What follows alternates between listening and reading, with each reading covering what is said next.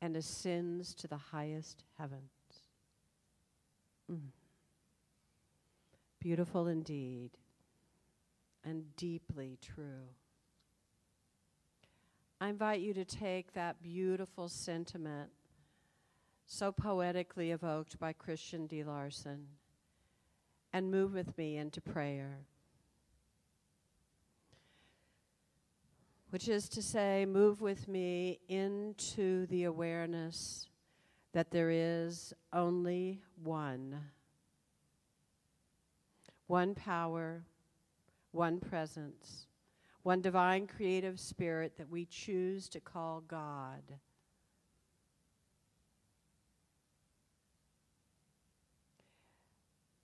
And we know, as we know this truth,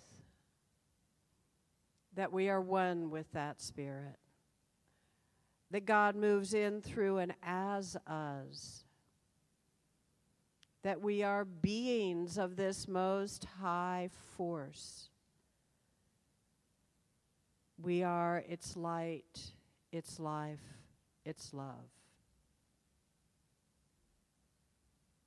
And with the authority of the awareness of that oneness with the divine, I speak my word now for this service, knowing that it is already perfect in the mind of God, already done for spirit.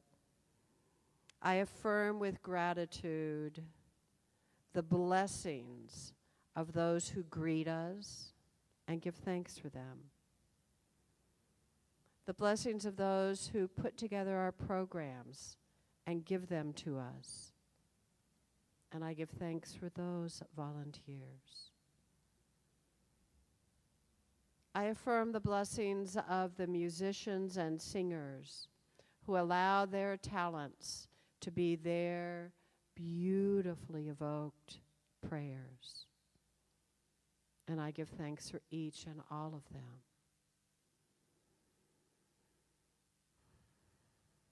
I acknowledge the blessings of the practitioners who teach us and lead us and keep us in prayer, who are committed to the practice of the oneness and knowledge of spirit. And I give thanks for the practitioners. I give thanks for everyone gathered here, everyone on their way, and everyone whom we love and hold dear. I give thanks for this beloved community and for everyone who holds up the sky so that we can flourish and enjoy our time together and remember the truths of spirit. And I give thanks for our own Reverend Michael Bernard Lattimore, who says yes when spirit calls, who has chosen to step away from the crazed pace of Los Angeles to walk the pathway of roses, to appreciate the beauty and blessings that surround him and help us see them all more clearly.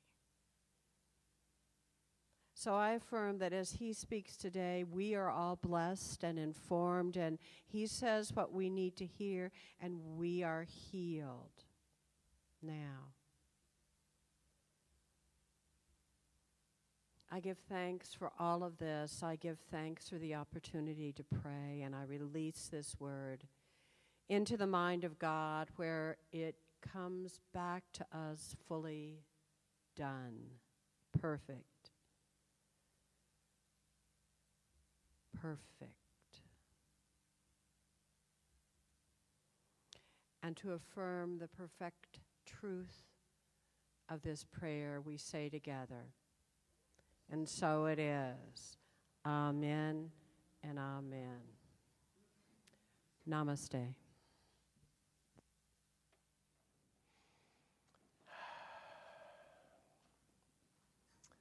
Good morning. 5-year-old little Johnny, standing at the biggest candy counter he'd ever seen in his life, Wow, his eyes were big as $50. And he was claiming this goodness for himself. Little Johnny had the mental equivalent of a wheelbarrow, and he was taking this goodness home. Mommy leans over and says, "Now, Johnny, you can only have one." But Johnny was not being fazed because he had already claimed this goodness. He knew that this goodness was going home with him. So he quickly reached out and he grabbed two of his favorites. And then, lucky for him, he had a high-tech decision-making process. Eeny, meeny, miny, mo. And he ended up with the Milky Way bar, which he promptly threw away because what he really wanted was that Snickers bar, that scrumptious candy bar. How about you, family? Are you choosing the candy, the sweetness, the goodness that you want in your life? I mean, what you really want. Are you choosing the relationships that you want? Are you choosing the health in your body temple? Are you choosing the peace, the comfort, the tranquility in your mind? Are you choosing the abundance that you know deep down inside is yours? Or are you like so many others of our fellow human beings on the planet, focused on what it is that you don't want, focused on the reasons why you can't have what it is you really want? If so, don't raise your hand, just blink your eyes and I'll know. We got a problem. We've got a problem. It's this thing called mass consciousness. In science of mind, we call it race consciousness. You see, we choose what we want in our life according to our thoughts. Our thoughts set out the foundation, the framework of our beliefs. A belief is simply a thought that we continue to think. Let me say that again. A belief is simply a thought that we continue to think. And thank goodness we know that we can choose new thoughts. And those new thoughts will give us new beliefs and new results in our life. And so today, when I share with you and dialogue with you about the power of prayer, I'm sharing with you about a different form of prayer. You know, Betty wonderfully demonstrated that, in the old days, a prayerful stance looked like this: openness to God. And today, we have a different map. In many religious and spiritual circles, prayer is seen like this. I would invite you to think that prayer can be any way you choose it to be, that it comes from your heart. But our parents and our ancestors and our forebears, they had a map about the way the world worked. And maps are great things because maps give you an idea of where you are, where you want to go. And they help you to find the path from where you are to where you're headed. However, if you have a map of Detroit and you're in Pasadena, that map is not going to work for you, is it? It's not. You need a map of Pasadena, a current map of Pasadena. And you need a map, a current map of the presence of God. Now, I'm a recovering altar boy, and I grew up in a cosmology that taught me that God was up there. I don't know about you if you grew up in that same kind of philosophy, and that worked for people when their consciousness was in that space. God was up there, had on a white robe, had a long white beard, was watching me. Every Friday, I had to go in the little box. Bless me, Father, for I have sinned. My last confession, well, you know when my last confession was because you heard it. It was last week. And every sin that I confessed, of course, this particular priest knew it was me, knew it was my sin, and had a lot of questions to ask me about it. And so it was a different kind of a map from the kind of map, the cosmology, the beliefs that we have here today. Today, we know that there is a law of mind that responds to our thoughts. It responds to our beliefs. This law is a spiritual law, and just like there are laws of physics, so if I take this book and I throw this book up in the air, this book is going to come down because of the law of gravity. Gravity doesn't care about what I believe, doesn't care about anything. Gravity just is. Spiritual law is the same way. What we think, what we believe, we attract in our lives. And many of us sitting in this room have actual proof of that, myself included. Jesus, the master teacher, in Mark 11, 22, 24, set the tone for today's service. This is our scripture for today, and I would invite you to make this a theme song for you during the week. So the disciples were asking him about faith. And Jesus answering said to them, have faith in God. For truly I say to you, that whoever shall say to this mountain, be you removed and be you cast into the sea.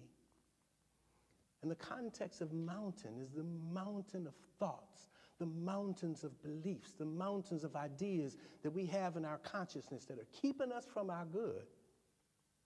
For truly I say to you that whoever shall say to this mountain, be you removed, be you cast into the sea, and shall not doubt in his heart. And so when we pray, it is for us to pray knowing, without doubt, saying, I wonder if God is really going to heal me. I wonder if God could take care of this. I know God is big, but I wonder if God could handle this. He said, shall not doubt in his heart, but shall believe that those things which he said shall come to pass. He shall have whatever he said. Look in your life. Have there been any things in your life that you've said would come to pass and it showed up for you? Anything? How about right now? Anybody in the room saying, I don't have enough money? Anybody? I bet there's a coincidence that the fact that you say that word, that the evidence manifests in your life. And it's exactly what Jesus, the master teacher, is saying to us here. Shall believe that those things which he said shall come to pass, he shall have whatever he said. Therefore I say to you, what things soever you desire, when you pray, believe that you receive them, and you shall have them. Believe that you receive them, and you shall have them. The Friday night movies, we saw a wonderful, wonderful film, The Law of Attraction in Action. And essentially, what the message was that we spend our lives going upstream, looking at the things that we don't have. I don't have enough money. I don't have enough money. My mama don't have enough money. My daddy don't have enough. Nobody in my family got enough money. Matter of fact, nobody that I know got enough money. The whole country's in recession. Things going to hell in a handbasket. I don't have enough. I don't have enough. I don't have enough, right? The universe, the law, says yes to whatever our prayer is. All prayer is answered prayer. And so those thoughts, those ideas, those beliefs, they become a prayer. They become a prayer. And yet, every time we say, I don't have enough, what we are actually saying to the universe is that I have a desire for enough. I have a desire for health. I have a desire for peace. I have a desire for my sobriety. I have a desire for a new way of life. And those desires are prayers, and they're going over here in spiritual escrow, creating a place, because Jesus said, I go to prepare a place for you, creating a place in consciousness. So if we would just turn to the light, to the goodness, it is ours. It is ours. And yet, our prayer has been over here. That's in the past. Has been over here. I don't have enough. Nobody's got enough. We're in a recession. You ever heard those words? I hear them all the time. So what do we believe here? What do we believe here at the Ahia Center for Spiritual Awakening? Let me just offer a refresher for those who may be new with us. This is the creed of science of mind, of religious science. You can find it in a little book called What Religious Science Teaches. It's a powerful, powerful system of beliefs. And I would invite you to take this in. We believe in God, the living Spirit Almighty, one indestructible, absolute, and self-existent cause. This one manifests itself in and through all creation, but it is not absorbed by its creation. The manifest universe is the body of God. It is a logical and necessary outcome of the infinite self-knowingness of God. We believe in the incarnation of Spirit in us, and that all people are incarnations of that one Spirit. We believe in the eternality, the immortality, and the continuity of the individual soul, forever and ever expanding. We believe that heaven is within us and that we experience it to the degree that we become conscious of it. We believe the ultimate goal of life is to be a complete emancipation from all discord of every nature, and that this goal is sure to be attained by all. We believe in the unity of all life, and that the highest God and the innermost God is the one God. We believe that God is personal to all who feel this indwelling presence. We believe in the direct revelation of truth through our intuitive and spiritual nature, and that anyone may become a revealer of truth who lives in close contact with the indwelling God.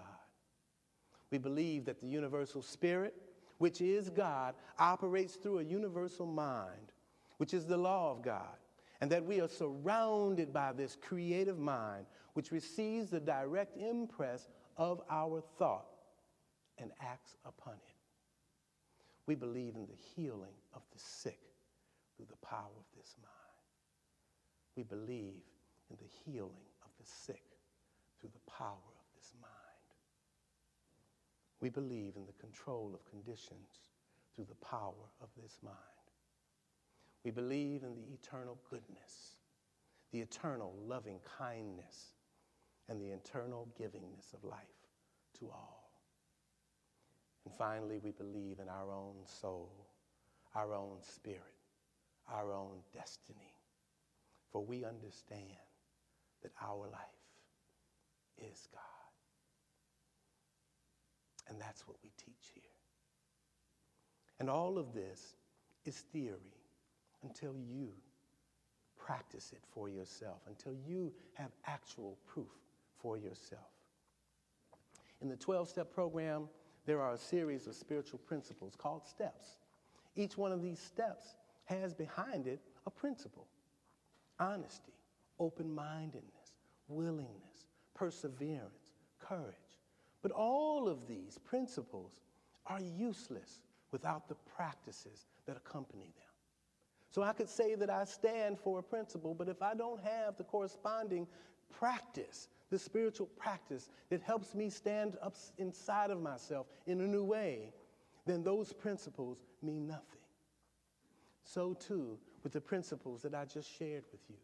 We have practices here at this Center for Spiritual Awakening. We have meditation, prayer circles, classes, ways that you can continue to anchor your own spiritual evolution so that the person who you were yesterday, who was going upstream, does not have to be the person that you are tomorrow or today for that matter. So there is a solution. In Genesis 1:28, the scripture reads, "And God blessed them, and God said to them, be fruitful and multiply and replenish the earth and subdue it, and have dominion over the fish of the sea, over the fowl of the air, and over every living thing that moves on the earth." And I would add that we also have dominion over ourselves, over our minds. And the spiritual practices of meditation help us to see that I have a mind, but I am not my mind. I have a thought, but I am not my thought. I am the witness to that thought. And I am the living presence who has dominion over what I think next. This is a powerful philosophy, family. Powerful. I came here 15 years ago. I was at a meeting, a noon meeting. Someone had a book called Your Needs Met. Matter of fact, it was Tammy Waters' sister, Quita. And I saw that book, and it was like a magnet calling to me. And I asked her, I said, well, where'd you get this book from? And I opened it up, and it was a book of affirmative prayer. And I read just the first 2 steps of this prayer. One was recognition. The second step was unification. Recognition, God is all that there is. Unification, God and I are one. And instantly, there was a quickening in my spirit of recognition, because this is what I had been trying to tell Sister Marie Novella when I was in 2nd grade. That if God is love, how come he gonna burn me in hell forever? She didn't like that. She didn't like that. I got to taste some soap that day. But these beliefs are the beliefs that were passed down to them by the nuns who raised them. They're tribal beliefs. They're actually in our archetype. They're in our subconscious. And in many cases, we don't know, and we don't even know we don't know that these beliefs are running our lives. However, once we have the awakening, once we see it for what it is, the next time that we see it on CNN or we see it on YouTube or we hear it on the radio, we recognize it for what it is. It's an idea, simply an idea, a thought that we've been continuing to think over and over and over, and it's not true. It's not true. A lot of the upset that has been going on in our nation about Trayvon and about George Zimmerman is based on a fundamental misunderstanding. You see, all the children are ours. There is no over there. When any child anywhere is shot, is killed, it is our children. It's all of our children. The children that are being gunned down in Chicago. You know, and that's been going on for 40 years since I left Chicago. But it just never made the headlines. Today, it's headline news. But it's awakening us to the fact that these children are ours. They belong to us. The children that are right now over there teaching Miss Adelaide and learning from Miss Adelaide, they're going to be here in just a moment, and we're going to give them some love and hear from them. Those are our children. One of those children is on his way to Pratt Institute, the Art Institute, Aaron. Been running the soundboard. He grew up over there. He speaks the truth. He's like president of Black Student Union. He's conscious. This little brother is awake and aware and alive. He is a movement for positivity in our community. And he came from right over there. He came from your consciousness. Because while he was over there learning and teaching, we were over here lifting him up. And look at him today. There are others over there today, little seedlings that we've planted. And they are our leaders of the 21st century. They're our hope for tomorrow. And all of these children belong to us. They're ours.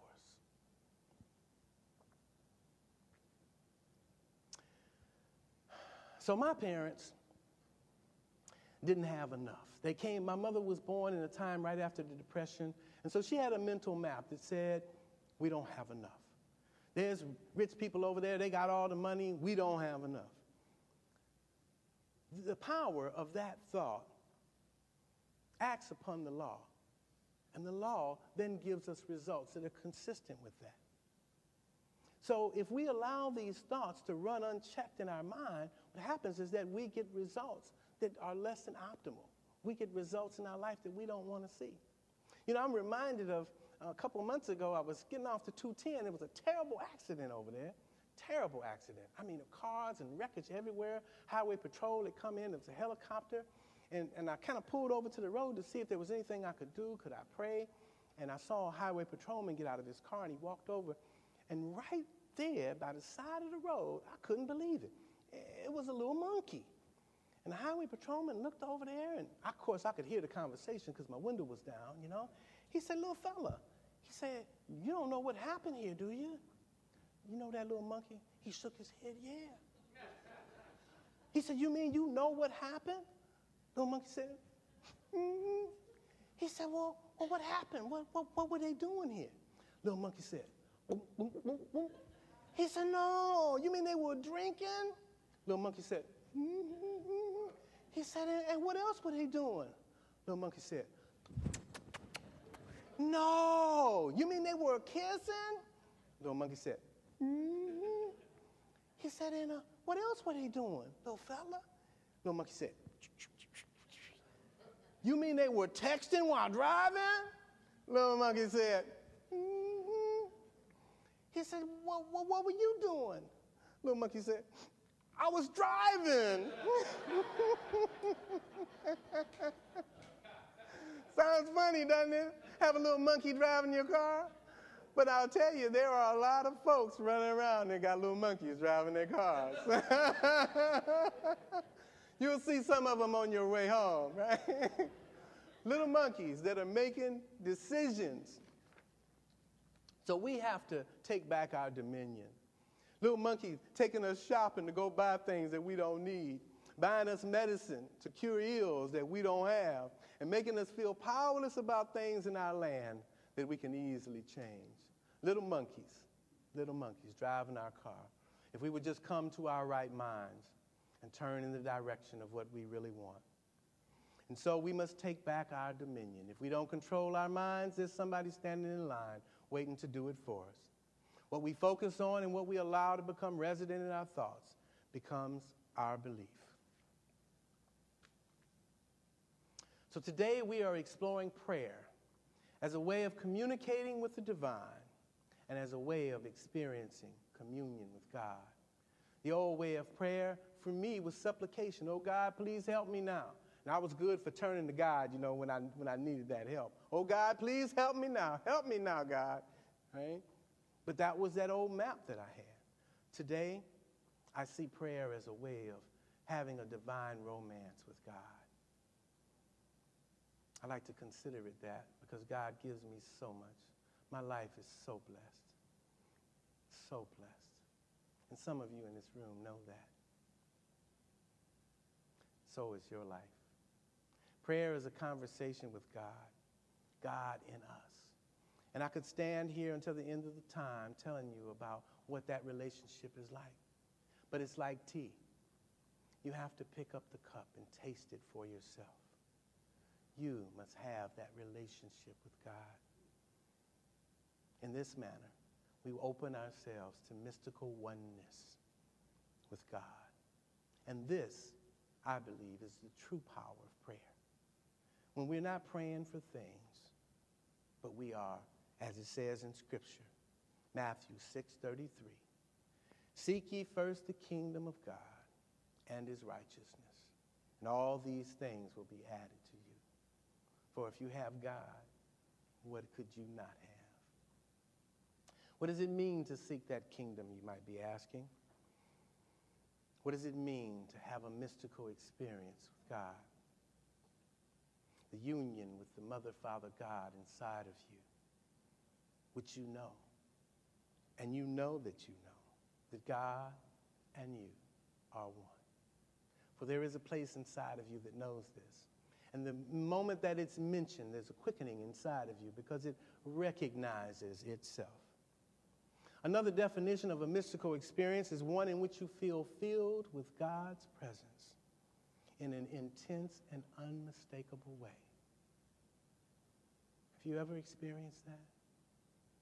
You can have that experience by simply asking for it, by simply turning away from what you don't want and turning to what you do want. Another definition is one in which you feel lifted up from the normal way of seeing things. Or you might be simply overwhelmed with the sense of God in a way that tends to transcend your own understanding. I got a call at 2 a.m. in the morning, one morning from a young man that I was sponsoring and coaching. He called me at 2 o'clock in the morning. Mike, hey, you know what? When God is working in your life, you cannot see him. But after he's gone, you look back and you say, what was that? And you say, that was God. And I said, what time is it, Madero? He said, oh, I'm sorry, it's about 2 o'clock. He said, but isn't that true? I said, yeah, that's true. Good night. But I never forgot that call. Never forgot it. Because sometimes when we're going through the darkness, we may not be able to see the presence of God in our life. But we look back and we say, how I got over. Mahalia Jackson used to sing, how I got over. Oh, and she sings this one thing. She says, early this morning, God told his angels, God said, touch them in my name. And when I hear that, I get excited because that's what happens to us every morning. The angels touch us, and we go out to carry the light, to be the presence of God everywhere that we go. So in religious science, we have a formula. It's a 5-step spiritual mind treatment. You heard Betty in the prayer. You heard her demonstrate it. We treat our own minds because we know that when the truth is known anywhere, it's known everywhere. The steps are recognition. God is all that there is. I remember an old timer telling me one time, he said, a conscious contact with God is when you can say, God is. The minute you acknowledge the presence of God, you have recognized the presence of God in you, whether you know it or not. And there's a quickening, there's a response to it. God is all that there is. Step 2, unification. God and I are one. God's not up on the throne. God's not up there shooting lightning bolts. God and I are one. In Exodus 3:12, right before God says, Ahaya Ashar High, he tells Moses, take off your shoes, for where you stand is holy ground. And he wasn't just talking to Moses. This story was a story for us. We stand on holy ground. Step 3, which we'll cover next week, and step 4 and step 5. Step 3 is realization. I speak my word. Because if God is all there is, and God and I are one, then what I declare is what God has planted in me to speak the word on this day. And if you want a demonstration of that, meet up with a practitioner after service and go into the prayer room. Call any of us. Put a prayer in that prayer box right there and stand back and watch the fireworks. I remember in foundation class telling Reverend Charles, this is working. Something is listening to me. Something is responding to my prayer. And it's right here where I am. It's a powerful realization. Step 4, thanksgiving. Thank you, God. Jesus, the master teacher, lifted his eyes heavenward, and before he even prayed, he said, thank you, Father, for I know that you hear me, and I know that you hear me always and that you answer me, even before I call. And then he said to Lazarus, what did he say? What did he say to Lazarus? He didn't say, oh, Lazarus, you dead, man. Lazarus, you stinking. Oh, Lazarus, you in bad shape. What did he say to Lazarus? He said, Lazarus, come forth. Because he had already unified with the presence, he spoke the word. He knew the presence of God was in Lazarus. He knew that there's no death in God. He called him forward. He knew this perfectly by giving thanks before he even asked for it. And 5 is release. We let go, we let God. We plant the seed. We're going to grow a little plant. We don't go back in 5 minutes, dig it up and say, hey, you growing down there yet?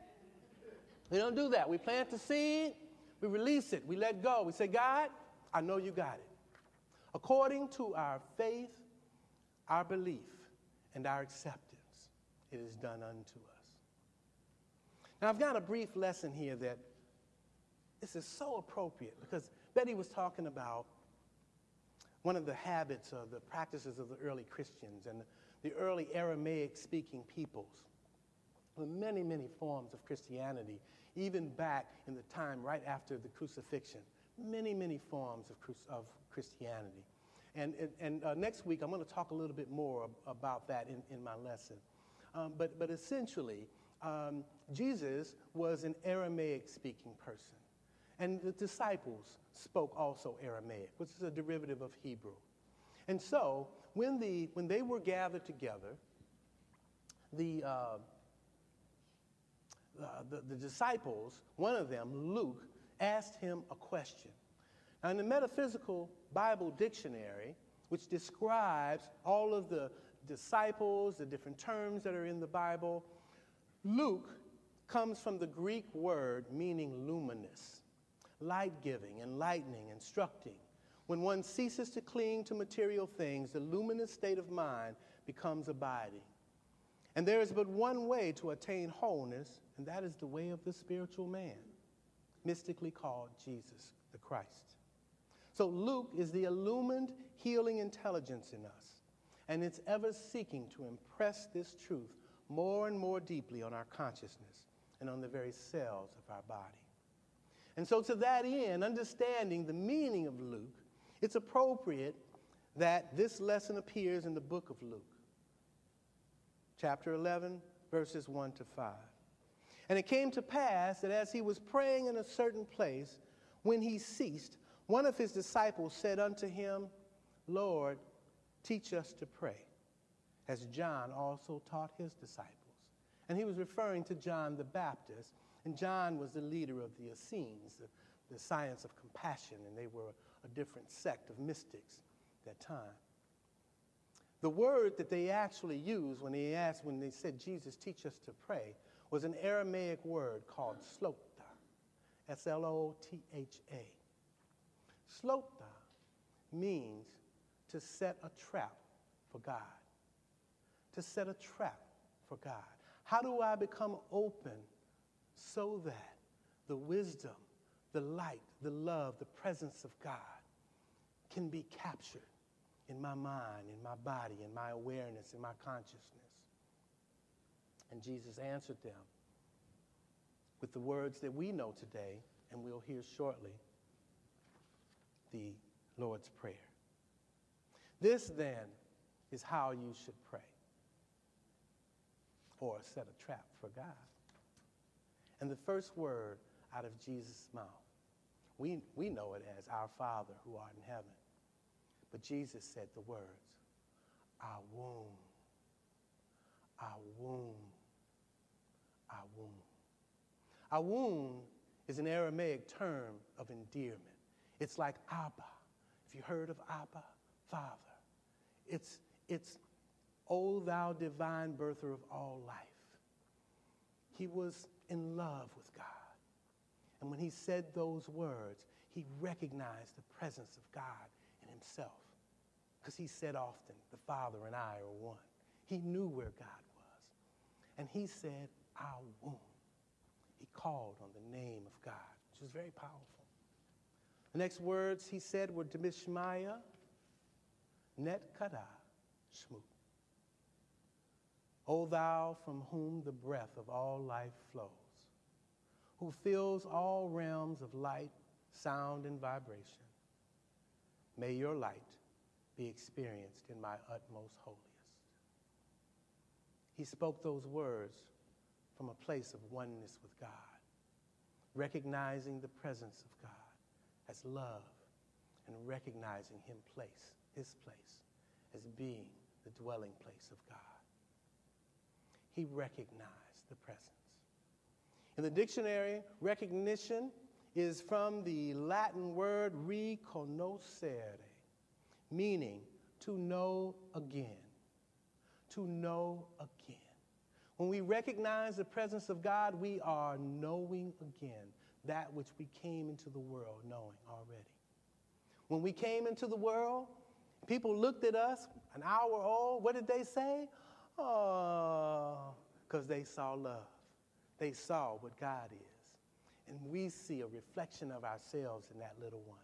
And it's why we see God again, to know God again. There are a number of other definitions of recognition: to know something that has been perceived before, to recognize the face, as in recognizing the face of God in the hummingbird or the butterfly, to know or identify from past experience or knowledge, as in to recognize God's guidance in our life, to recognize God carrying us through the fire. Another one, to perceive or show acceptance of the validity of, recognizing the thoughts of God in ourselves, recognizing that direction. To admit the acquaintance of, as by a salutation, to recognize the love of God. To recognize is to establish a relationship with, a mystical union. God, I know that you are all that there is, and that you and I are one. And so we can have an actual demonstration of the power of these spiritual principles through simple demonstration. 4 simple phrases. And I'm going to ask you to repeat them with me. Am I on? Yes? Did I lose? Yep. Check, check. Okay. Miracle of modern technology. How's that? Yeah? Am I on now? Hey, I'm on again. Okay. 4 statements. And I'm going to ask you to repeat them with me. There is only one life. There is only one life. That life is God's life. That life is God's life. That life is perfect life. That life is perfect life. That life is my life now.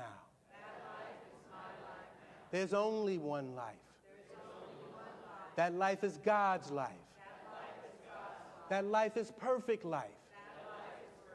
That life is my life now. There's only one life.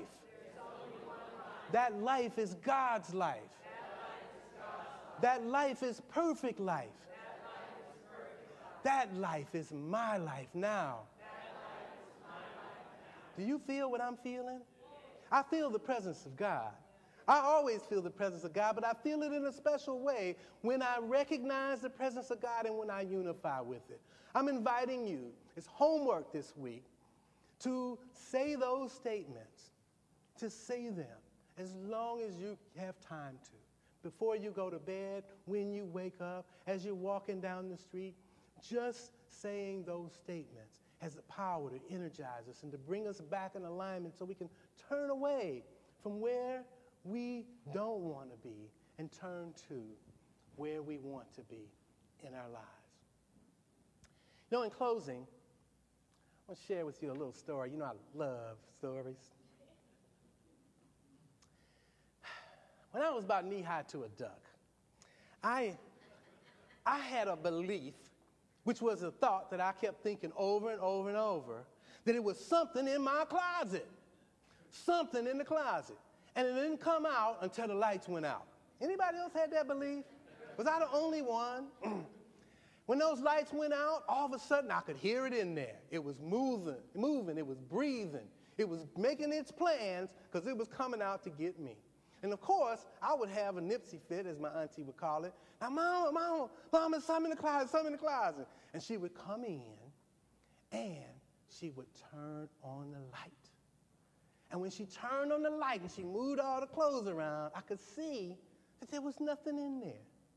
What a lesson. Turn on the light. Proclaim the presence of God. Proclaim your oneness with God, and the light comes on instantly. What a message that I got when I was knee-high to a duck. But here it goes a little deeper. So my auntie was smart. What she did is she bought me a fox. A little fox, a little brown fox. His name was Benny. Oh, Benny was my protector. I love Benny. I took Benny with me everywhere. You hear Reverend Charles talking about this Nyla carrying her little pet around, right? Well, I carried Benny around with me like that. I love Benny. Benny was my protector.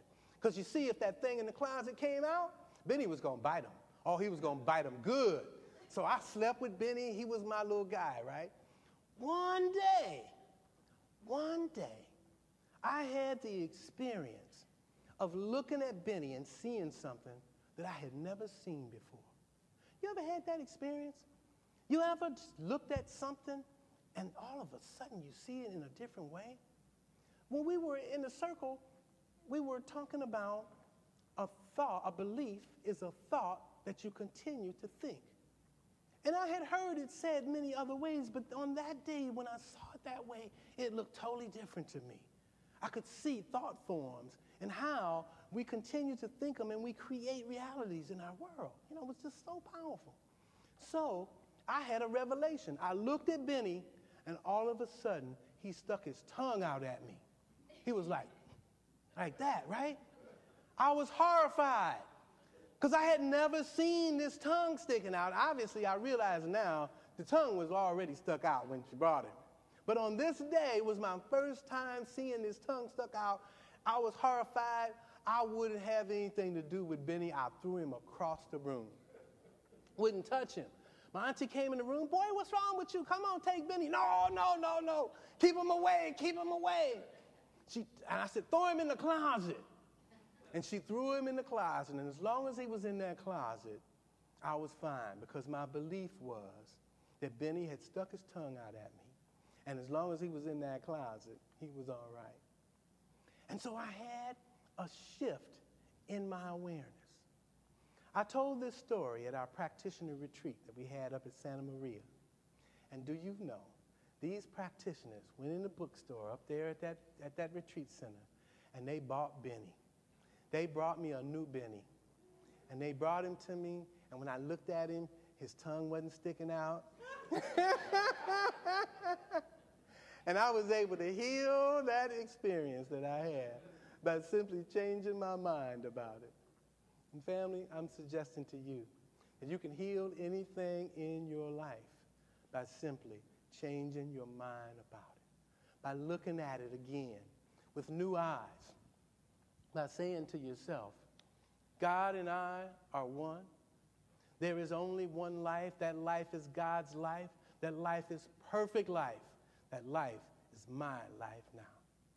And finally, just be aware when you walk from this room today that you are standing at the candy counter of life, facing the largest selection of goodness that you could ever imagine. All that you've been wanting in your life is in spiritual escrow, waiting for you to just turn to it, just to say yes to it. The health that you really want, that amazing life that you want, that loving relationship that you want, the joy, the peace of mind, the life work that makes your heart sing, the perfect living conditions, everything that you want already exists in the mind of God. It didn't have to be created. It already exists right now, and I'm proclaiming it. And if you don't believe, believe that I believe. And in a moment, we're going to do a treatment, and I'm calling you forward to put in your mind's eye that which you want, which you are wanting. Because when you can see it in your mind's